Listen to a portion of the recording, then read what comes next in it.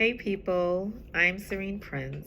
I am a licensed psychotherapist, a licensed clinical social worker, parent coach, and CEO of Orchard Blue Counseling Services. I just wanted to drop this here to talk about um, parents who may be struggling with children who are exhibiting impulsivity or impulse behavior, anxiety. And when I say anxiety, meaning that their anxiety may be showing in difficulties with staying on one task or activity. Perhaps there's a child who's exhibiting some behavioral health concerns, whether it's related to anxiety, trauma, adjustment disorder, or a certain neurodivergence, particularly ASD. Oftentimes when parents come to me, they share that, their child doesn't listen, or maybe they're exhibiting aggressive behavior, so to speak. And so when they come into session with me, meaning the child and the parent, I'm very consistent in doing at least two things. One of them is either identifying their emotions, either at the start or towards the end of the session, and we are choosing an activity, and we're usually choosing the same activity. Now, there are children who exhibit impulsivity, struggle with staying on task. What is really helpful for that in my treatment and persons who provide supports, whether they are mental professional or not, or parent, utilizing timers. So setting timers and using the same timer. So for example, maybe the child comes home from school and they are dysregulated, or they just exhibit a lot of energy. What can be helpful is setting a timer on your phone or the clock and saying you have 10 minutes to choose something and play with it.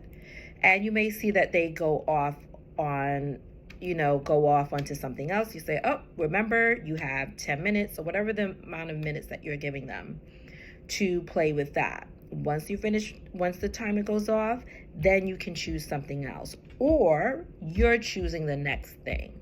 It's important to offer some level of autonomy, if you will, with respect to their age, of course, and their needs. And the reason why I say that is because in their mind, they, meaning the child, usually already has something that they want to do, or they're feeling an impulse to do something, but it needs to be guided. That's really important. It's really important that it's guided. And it's a trial and error. But what's important is that you, the parent, you are being consistent. You are being consistent with your approaches. So if you're utilizing a timer, stick to the time. Start off small. Start off with 3 minutes, maybe 5 minutes of the child being on task, you choosing a particular game or toy. Allow them to identify several toys. So what I like to do is I may say, all right, what do you want to play with? Choose 3. Numbers are really, really important because children like boundaries. So numbers are really important, and try not to make it a large number, because then their anxiety and their impulse can be overwhelming for them. And then you'll see the behaviors come into play or being exhibited in ways that may be like throwing things, stomping, running all over the house or all over the place. So say, okay, choose 3 things. When they find 3 things, if they have 20 minutes or whatever the time is, divide those items in 3. So let's say they have 30 minutes before it's time to transition into something else. Cut up those 3 toys or activities into, let's say, 5 minutes or 10 minutes. because sometimes you want to leave room. You want to be a little flexible. You don't want to be too rigid. So let's say they're playing with something that has potential to malfunction. Let's say it's something on their tablet. Perhaps break up everything into 5 minutes. Make sure it's even. Don't have different times for everything. You want to identify the same number. So let's say they have a half hour. They're choosing to play with Legos, maybe coloring, Jenga, whatever, watch something on their tablet. Everything has 5 minutes with a maybe 1 to 2 minute windows, some flexibility, right? And then time it goes off, it's time to change. You may assess that maybe need a minute or two because maybe the tablet wasn't loading up or it kept getting stuck, right? Okay, now here's the next thing. Remember, we're moving on to the next thing. You take that other thing and you put it away. Not meaning away where it belongs, but away from in front of them. Now, after we've played with all of these things, your child is responsible for putting these things away.